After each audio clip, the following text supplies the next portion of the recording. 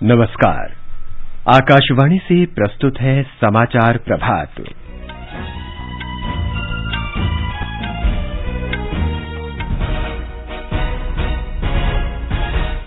प्रधानमंत्री नरेंद्र मोदी आज टेरी के विश्व सतत विकास शिखर सम्मेलन को संबोधित करेंगे। सरकार पीएम गतिशक्ति राष्ट्रीय मास्टर प्लान के अंतर्गत 22 ग्रीनफील्ड एक्सप्रेसवे, 23 प्रमुख बुनियादी ढांचागत परियोजनाएं और 35 मल्टी मॉडल लॉजिस्टिक पार्क विकसित करेंगी। भारत का निर्यात इस वित्तीय वर्ष के जनवरी माह में 36% की वृद्धि के साथ 61 अरब 41 करोड़ डॉलर हुआ। सीबीआई ने एबीजी शिपयार्ड के पूर्व सीएमडी और 8 अन्य के नाम लुकआउट नोटिस जारी किया। भारत का कोविड टीकाकरण लगभग 174 करोड़ के आंकड़े तक पहुंचा। देश भर में आज रविदास जयंती मनाई जा रही है। प्रधानमंत्री नरेंद्र मोदी आज दिल्ली के गुरु रविदास विश्राम धाम मंदिर जाएंगे। विख्यात संगीतकार और गायक बप्पी लाहिड़ी का मुंबई में निधन हो गया है। रूस ने यूक्रेन के पास के क्षेत्रों से सेना की आंशिक वापसी की घोषणा की। युवा मामले और खेल मंत्रालय ने कुश्ती, भारोत्तोलन और निशानेबाजी के एथलीटों के लिए केंद्र सरकार के खर्च पर विदेश यात्राओं की मंजूरी दी। और भारत और वेस्टइंडीज के बीच 3 2020 क्रिकेट मैच की श्रृंखला का पहला मैच आज कोलकाता में।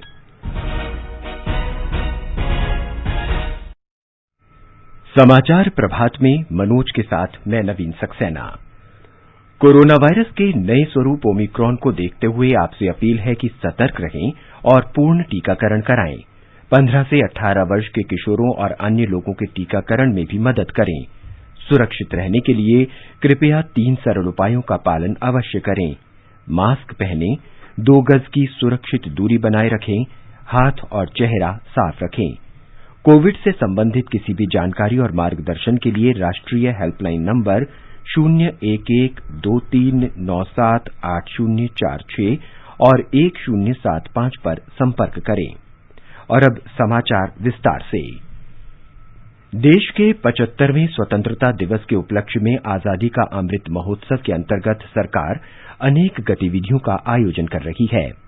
इस अवसर को जन उत्सव के रूप में मनाते हुए आकाशवाणी समाचार ने स्वतंत्रता संग्राम और उसके गौरवशाली इतिहास पर विशेष प्रश्नोत्तरी कार्यक्रम शुरू किया है। प्रत्येक सोमवार और मंगलवार को समाचार प्रभात में प्रसारित होने वाला ये क्विज 15 अगस्त 2022 तक जारी रहेगा। भारतीय डाक विभाग अमृत महोत्सव क्विज में आकाशवाणी समाचार के साथ सहयोगी के रूप में शामिल है। कल के अमृत महोत्सव क्विज का प्रश्न था, भारतीय स्वतंत्रता संग्राम के किस आंदोलन के दौरान तिलक स्वराज कोष स्थापित किया गया था? इस प्रश्न का सही उत्तर है असहयोग आंदोलन के दौरान। असहयोग आंदोलन औपचारिक रूप से 1 अगस्त 1920 को आरंभ हुआ था। इसी दिन लोकमान्य तिलक का निधन हुआ था और बड़ी संख्या में लोग अपने प्रिय नेता को श्रद्धांजलि दे रहे थे। मार्च 1921 में कांग्रेस के अधिवेशन में तिलक स्वराज कोष के लिए 1 करोड़ रुपए एकत्रित करने और 20 लाख चरखा वितरित करने का निर्णय लिया गया। तिलक कोष में अपेक्षा से अधिक अंशदान हुआ। चरखा व्यापक रूप से लोकप्रिय हो गया और खादी स्वतंत्रता आंदोलन का प्रतीक वस्त्र बन गया। आकाशवाणी समाचार को दुनिया भर से बड़ी संख्या में श्रोताओं से इस प्रश्न का उत्तर मिला है। हमारे भाग्यशाली विजेता हैं महाराष्ट्र के सतारा जिले के में तमजई नगर सतारा के मंगेश अशोक महाडिक। नमस्कार, मेरा नाम मंगेश अशोक महाडिक है। मैं महाराष्ट्र राज्य सतारा जिले से बोल रहा हूँ। मैं महाराष्ट्र पुलिस सेवा में कार्यरत हूँ। मैं आकाशवाणी समाचार बहुत सालों से सुन रहा हूँ। हमारे सतारा जिले से भी क्रांति सिंह नाना पाटिल, क्रांतिवीर आबा साहेब वीर जैसे स्वतंत्रता सेनानियों ने भारत की आजादी के लिए योगदान दिया है। 75वें अमृत महोत्सव के इस क्विज कॉन्टेस्ट में मुझे विजेता घोषित किया है। इसके लिए मैं आकाशवाणी न्यूज टीम को तहे दिल से धन्यवाद देता हूँ। जय हिंद, जय महाराष्ट्र। अमृत महोत्सव क्विज का अगला प्रश्न सोमवार 21 फरवरी को पूछा जाएगा। आइए आकाशवाणी समाचार के साथ अमृत महोत्सव क्विज में भाग लेकर देश के 75वें स्वाधीनता दिवस समारोह में शामिल हों। प्रधानमंत्री नरेंद्र मोदी आज वीडियो संदेश के माध्यम से ऊर्जा और संसाधन संस्थान टेरी के विश्व सतत विकास शिखर सम्मेलन के उद्घाटन सत्र को संबोधित करेंगे। ये सम्मेलन टेरी का महत्वपूर्ण वार्षिक आयोजन है। इस वर्ष का विषय है समायोजी पृथ्वी के लिए सतत और एक समान भविष्य सुनिश्चित करना। सम्मेलन में जलवायु परिवर्तन, सतत उत्पादन, ऊर्जा बदलाव और संसाधन सुरक्षा पर विचार विमर्श होगा। सड़क परिवहन और राजमार्ग मंत्रालय पीएम गतिशक्ति राष्ट्रीय मास्टर प्लान के अंतर्गत 22 ग्रीन फील्ड एक्सप्रेसवे, 23 प्रमुख बुनियादी ढांचागत परियोजनाएं और 35 मल्टी मॉडल लॉजिस्टिक्स पार्क विकसित करेगा। गतिशक्ति एक डिजिटल मंच है जो औद्योगिक और आर्थिक क्षेत्र समूहों की बुनियादी ढांचागत संपर्क परियोजनाओं के कार्यान्वयन में तालमेल के लिए रेलवे और सड़क सहित 16 मंत्रालयों को जोड़ता है। इस वित्तीय वर्ष की जनवरी महीने में देश का कुल निर्यात 61 अरब 41 करोड़ डॉलर रहने का अनुमान है। ये पिछले वित्तीय वर्ष के इसी माह की तुलना में 36.76% और जनवरी 2020 की तुलना में 38.90 अधिक है। इस वर्ष जनवरी माह में 67 अरब 76 करोड़ डॉलर के कुल आयात का आकलन किया गया है। इसमें पिछले वर्ष की इसी अवधि की तुलना में 30.54% और जनवरी 2020 की तुलना में 30.19% की बढ़ोतरी है। आकाशवाणी से विशेष बातचीत में केंद्रीय वाणिज्य और उद्योग राज्य मंत्री सोम प्रकाश ने बताया कि आत्मनिर्भर भारत अभियान से देश को काफी लाभ पहुंचा है। एक बड़े गौरव की बात है, भारत में रिकॉर्ड एक्सपोर्ट्स हो रहे हैं। आत्मनिर्भर भारत में प्रधानमंत्री ने जैसे चाहा कि बहुत एक्सपोर्ट करें। इंडिया की एक्सपोर्ट्स है पहले 10 महीने में $335 मिलियन हो चुकी है, एक रिकॉर्ड है। हमारा टारगेट है साल 31 मार्च तक $400 बिलियन का US का एक्सपोर्ट करने का। इसको हम अचीव नहीं करेंगे, सरपास भी करेंगे। बहुत अच्छा, और प्रधानमंत्री भी चाहते हैं कि आत्मनिर्भर भारत बने, यहाँ से क्वालिटी प्रोडक्शन हो, एक्सपोर्ट ज्यादा से ज्यादा हो, उसी पे काम कर रहे हैं। सेटिस्फाइड, बहुत अच्छी बात है कि इंडिया इसकी तरफ तेजी से बढ़ रहा है। आगे बढ़ने से पहले एक नजर मुख्य समाचारों पर। प्रधानमंत्री नरेंद्र मोदी आज टेरी के विश्व सतत विकास शिखर सम्मेलन को संबोधित करेंगे। सरकार पीएम गतिशक्ति राष्ट्रीय मास्टर प्लान के अंतर्गत 22 ग्रीन फील्ड एक्सप्रेसवे, 23 प्रमुख बुनियादी ढांचागत परियोजनाएं और 35 मल्टी मॉडल लॉजिस्टिक्स पार्क विकसित करेगी। भारत का निर्यात इस वित्तीय वर्ष के जनवरी माह में 36% की वृद्धि के साथ 61 अरब 41 करोड़ डॉलर हुआ। सीबीआई ने एबीजी शिपयार्ड के पूर्व सीएमडी और 8 अन्य के नाम लुकआउट नोटिस जारी किया। भारत का कोविड टीकाकरण लगभग 174 करोड़ के आंकड़े तक पहुंचा। देश भर में आज रविदास जयंती मनाई जा रही है। प्रधानमंत्री नरेंद्र मोदी आज दिल्ली के गुरु रविदास विश्राम धाम मंदिर जाएंगे। विख्यात संगीतकार और गायक बप्पी लाहिड़ी का मुंबई में निधन हो गया है। रूस ने यूक्रेन के पास के क्षेत्रों से सेना की आंशिक वापसी की घोषणा की। युवा मामले और खेल मंत्रालय ने कुश्ती, भारोत्तोलन और निशानेबाजी के एथलीटों के लिए केंद्र सरकार के खर्च पर विदेश यात्राओं की मंजूरी दी। और भारत और वेस्टइंडीज के बीच 3 2020 क्रिकेट मैचों की श्रृंखला का पहला मैच आज कोलकाता में। केंद्रीय अन्वेषण ब्यूरो सीबीआई ने 22,842 करोड़ रुपए के बैंक धोखाधड़ी मामले में एबीजी शिपयार्ड के पूर्व मुख्य प्रबंध निदेशक ऋषि अग्रवाल और 8 अन्य के नाम लुकआउट नोटिस जारी किया है। नोटिस जारी करने का उद्देश्य ऋण धोखाधड़ी से संबंधित मामलों की जांच होने तक आरोपियों को देश छोड़कर जाने से प्रतिबंधित करना है। सीबीआई के अनुसार 2 साल पहले बैंकों से प्राप्त एक फॉरेंसिक ऑडिट रिपोर्ट में अप्रैल 2012 और जुलाई 2017 में धोखाधड़ी के मामले पाए गए थे। सबसे बड़े मामले में सीबीआई ने 12 फरवरी को एबीजी शिपयार्ड लिमिटेड और इसके पूर्व मुख्य प्रबंध निदेशक के खिलाफ मामला दर्ज किया था। यूक्रेन की सीमा से आंशिक रूप से सेना हटाने की रूस की घोषणा के बाद राष्ट्रपति व्लादिमीर पुतिन ने कहा है कि रूस यूरोप में युद्ध नहीं चाहता। जर्मनी के चांसलर ओलाफ शोल्ज से बातचीत के बाद संयुक्त सम्मेलन को संबोधित करते हुए राष्ट्रपति पुतिन ने राजनयिक माध्यम से इस संघर्ष के समाधान की अपील की। उन्होंने कहा कि रूस, अमेरिका और इसके नेटो सहयोगियों के साथ विश्वास बहाली के उपायों पर विचार विमर्श के लिए तैयार है। इससे पहले रूस ने कहा था कि यूक्रेन की सीमा के निकट तैनात उसके कुछ सैनिक वापस लौट रहे हैं। देश में कोविड टीकाकरण लगभग 174 करोड़ के आंकड़े तक पहुंच गया है। स्वास्थ्य और परिवार कल्याण मंत्रालय ने बताया कि कल 37 लाख से अधिक टीके शाम 7 बजे तक लगाए गए। अब तक 1,79,00,000 से अधिक एहतियाती डोज लगाए गए हैं।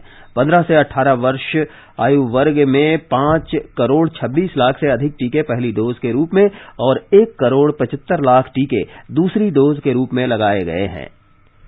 ओडिशा में त्रिस्तरीय पंचायत चुनाव के पहले चरण के लिए मतदान शुरू हो गया है।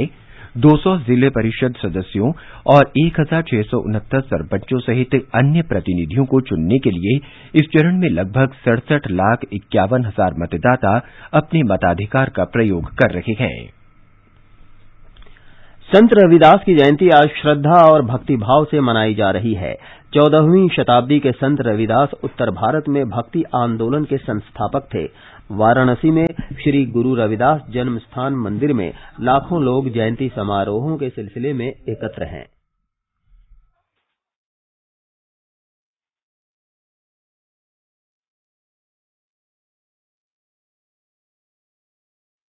राष्ट्रपति रामनाथ कोविंद ने इस अवसर पर बधाई दी है। अपने संदेश में राष्ट्रपति ने कहा कि गुरु रविदास एक महान संत, कवि और समाज सुधारक थे, जिन्होंने जीवन पर्यंत सामाजिक कुप्रथाओं को दूर करने और समाज में एकता लाने का प्रयास किया। प्रधानमंत्री नरेंद्र मोदी आज रविदास जयंती पर दिल्ली के करोलबाग स्थित गुरु रविदास विश्राम धाम मंदिर जाएंगे। ट्वीट में श्री मोदी ने कहा कि वो वहां जन कल्याण के लिए प्रार्थना करेंगे। उन्होंने कहा कि जिस तरह गुरु रविदास ने समाज से जात पात और छुआछूत जैसी कुरीतियों को खत्म करने के लिए अपना जीवन समर्पित कर दिया, वो सभी के लिए प्रेरणादायक है। केंद्रीय गृह मंत्री अमित शाह ने गुरु रविदास जयंती पर श्रद्धांजलि अर्पित की है। एक ट्वीट में उन्होंने कहा कि गुरु रविदास ने अपने विचारों और कृतियों से समाज में आध्यात्मिक चेतना जगाई और मानव कल्याण की राह दिखाई। दिल्ली के उपराज्यपाल अनिल बैजल ने गुरु रविदास जयंती पर राजधानी में आज अवकाश की घोषणा की है। श्री बैजल ने कहा कि गुरु रविदास जयंती के उपलक्ष्य में दिल्ली सरकार के सभी कार्यालयों में छुट्टी रहेगी। विख्यात संगीतकार और गायक बप्पी लाहिड़ी का निधन हो गया है। उन्होंने मुंबई के एक अस्पताल में अंतिम सांस ली। वे 69 वर्ष के थे। बप्पी लाहिड़ी फिल्मों में अपने कई मशहूर गीतों के लिए लोकप्रिय हैं। उन्होंने 1970 से 1980 के दशक में चलते चलते, डिस्को डांसर और शराबी जैसी फिल्मों में संगीत दिया। 2020 में आई फिल्म बागी 3 के लिए भंकाज निर्शीर्षक से उनका अंतिम फिल्मी गीत रिकॉर्ड किया गया था। एक श्रद्धांजलि। को जलपैगुड़ी पश्चिम बंगाल में हुआ था। बप्पी लाहिड़ी ने मात्र 3 वर्ष की आयु में ही तबला बजाना शुरू कर दिया था, जिसके बाद में उनके पिता के द्वारा उन्हें काफी गुण सिखाए गए। बॉलीवुड को रॉक और डिस्को से रूबरू कराकर पूरे देश को अपनी धुनों पर थिरकाने वाले मशहूर संगीतकार और गायक बप्पी लाहिड़ी ने कई बड़ी छोटी फिल्मों में काम किया।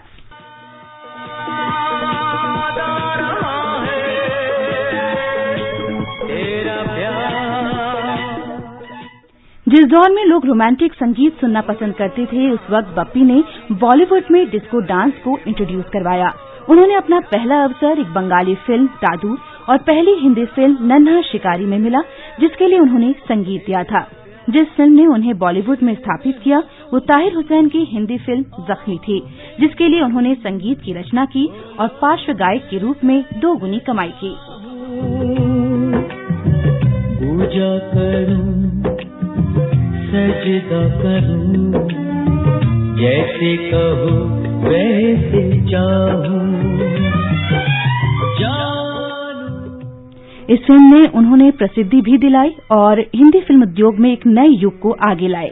इसके बाद तो वे फिल्म दर फिल्म बुलंदियों को छूते गए और बॉलीवुड में अपना नाम बड़े कलाकार के रूप में प्रतिष्ठित किया। बप्पी लाहिड़ी प्रसिद्ध गायक होने के साथ साथ म्यूजिक डायरेक्टर, अभिनेता और रिकॉर्ड प्रोड्यूसर भी रहे।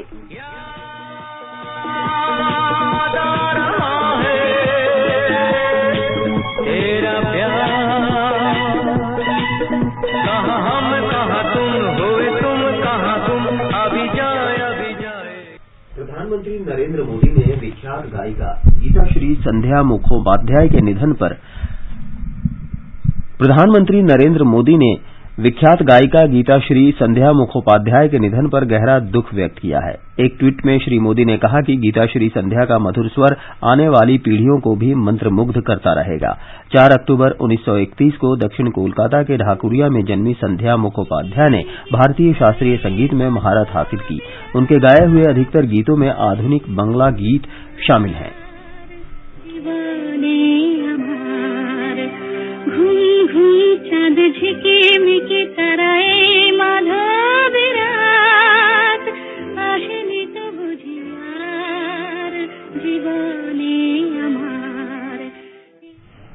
केंद्रीय युवा मामले और खेल मंत्रालय ने कुश्ती, भारोत्तोलन और निशानेबाजी के एथलीटों के लिए केंद्र सरकार के खर्च पर खेलों के सिलसिले में विदेश यात्राओं की मंजूरी दे दी है। एक रिपोर्ट।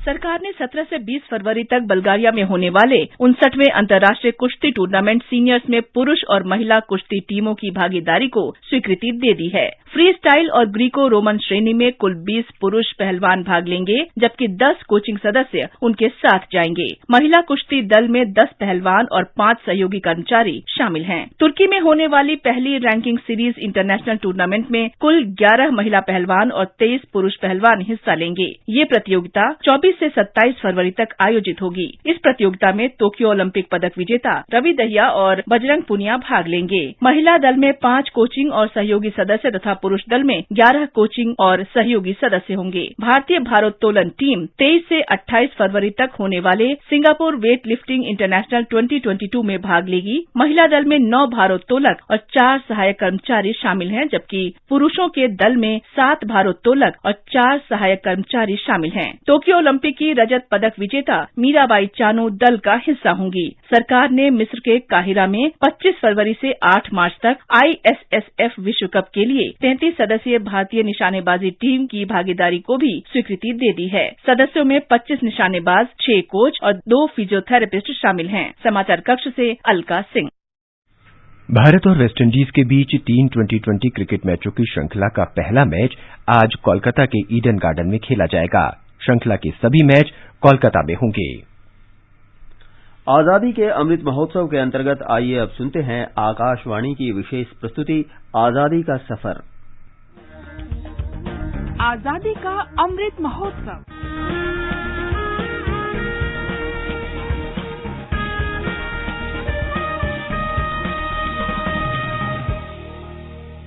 आजादी का सफर आकाशवाणी के साथ। भारत का गौरवशाली स्वतंत्रता संग्राम आधुनिक विश्व के अब तक के सबसे बड़े संघर्षों में से एक है। आकाशवाणी समाचार आपके लिए प्रतिदिन लेकर आता है इस संघर्ष की एक झलक।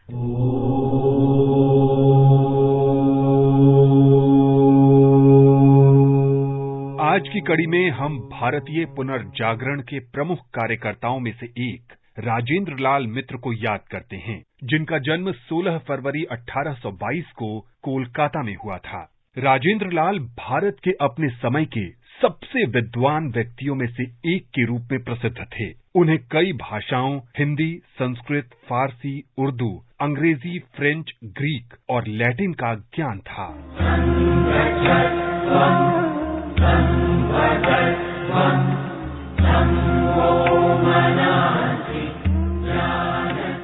राजेंद्र लाल ने प्राचीन वस्तुओं के भारतीयों द्वारा अध्ययन की परंपरा की नींव रखी। उन्होंने जीवन पर्यंत एशियाटिक सोसाइटी में काम किया और एक लाइब्रेरियन के पद से तरक्की करते हुए 1885 में सोसाइटी के पहले भारतीय अध्यक्ष बने। उनके कुछ पथ प्रदर्शक कार्यों में नेपाल का संस्कृत बौद्ध साहित्य, उड़ीसा की प्राचीन वस्तुएं और बौद्ध गया शाक्य मुनि का आश्रम शामिल हैं। बुद्धं शरणं गच्छामि।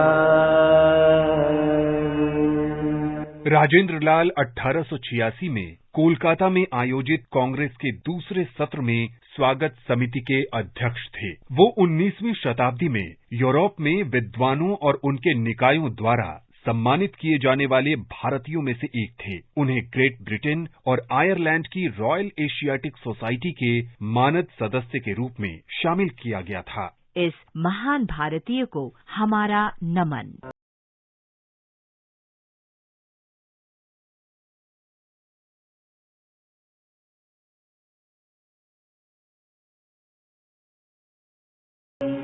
हम प्रख्यात वैज्ञानिक मेघनाद साहा को भी याद करते हैं, जिनका निधन 16 फरवरी 1956 को हुआ था। साहा को स्वदेशी आंदोलन में भाग लेने के कारण स्कूल छोड़ने के लिए विवश किया गया था। जब मेघनाद स्कूल में थे तब बंगाल के गवर्नर उनके स्कूल का निरीक्षण करने आए। मेघनाद सहित कई छात्रों ने साम्राज्यवादी ब्रिटिश गवर्नर का विरोध किया। सजा के तौर पर स्कूल प्रशासन ने मेघनाद की छात्रवृत्ति रोक दी और उन्हें स्कूल से निकाल दिया। बाद में उन्होंने एक निजी विद्यालय में दाखिला लिया। साहा भाग्यशाली थे कि प्रेसिडेंसी कॉलेज में पढ़ाई के दौरान उन्हें जगदीश चंद्र बोस, शारदा प्रसन्न दास, प्रफुल्ल चंद्र रे जैसे शिक्षक और सत्येंद्र नाथ बोस तथा बाघा जतिन जैसे साथी मिले।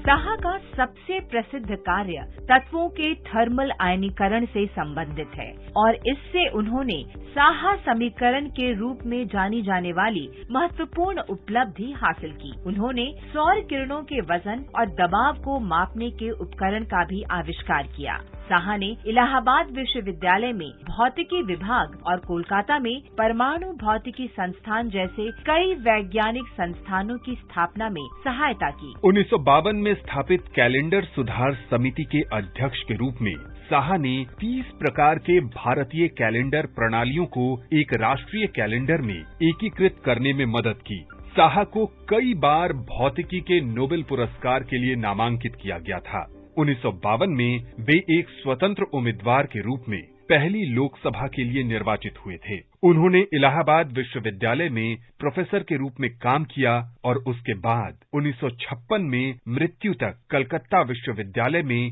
प्रोफेसर और डीन के रूप में काम किया। आकाशवाणी इस महान देशभक्त वैज्ञानिक को नमन करता है।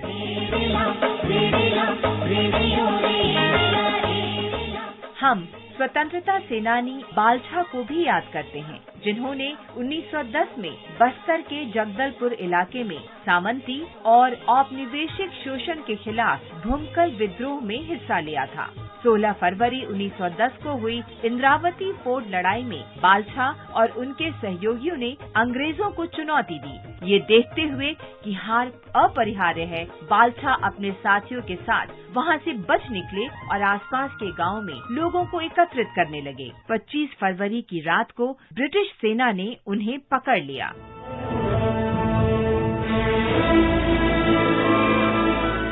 स्वतंत्रता सेनानियों पर ब्रिटिश शासन के खिलाफ युद्ध छेड़ने का आरोप लगा और प्रसिद्ध जगदलपुर मामले में मुकदमा चलाया गया। बालछा सहित 78 स्वतंत्रता सेनानियों को बस्तर जेल में बंद कर दिया गया था, लेकिन बाद में जून 1910 में उन्हें रायपुर सेंट्रल जेल में स्थानांतरित किया गया। वहां जेल अधिकारियों के दुर्व्यवहार और यातनाओं के कारण उनकी मृत्यु हो गई। हम इस महान शहीद को सलाम करते हैं। इसके साथ ही आजादी का सफर आकाशवाणी समाचार के संग श्रृंखला का ये अंक समाप्त हुआ। मिलते हैं कल अगली कड़ी में।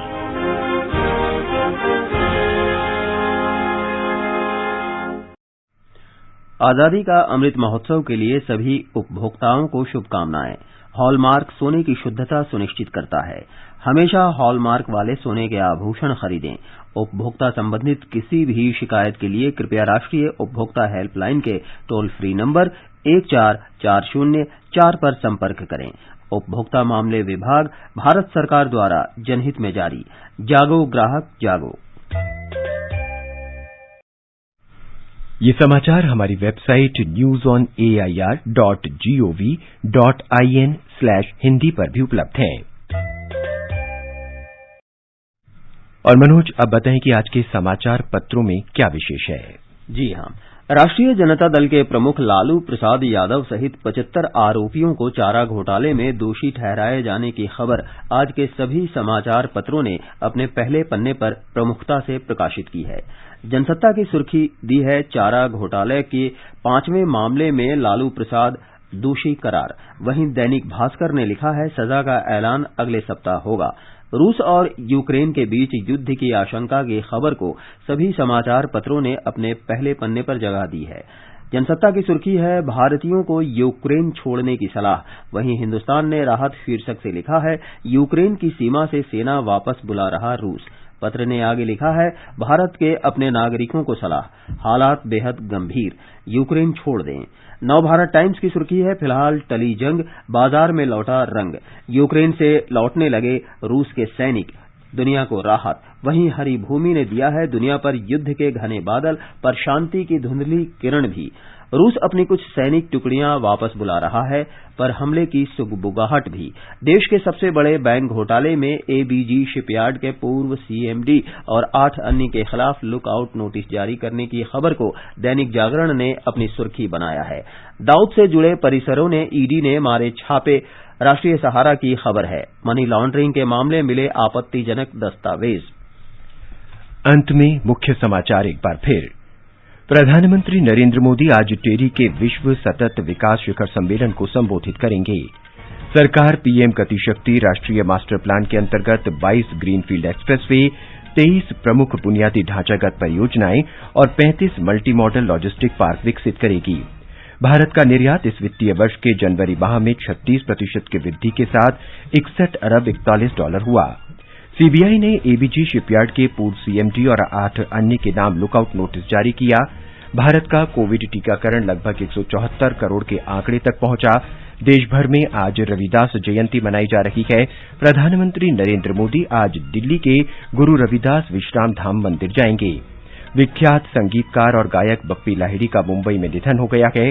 रूस ने यूक्रेन के पास के क्षेत्रों से सेना के आंशिक वापसी की घोषणा की है और भारत और वेस्टइंडीज के बीच 3 T20 क्रिकेट मैचों की श्रृंखला का पहला मैच आज कोलकाता में।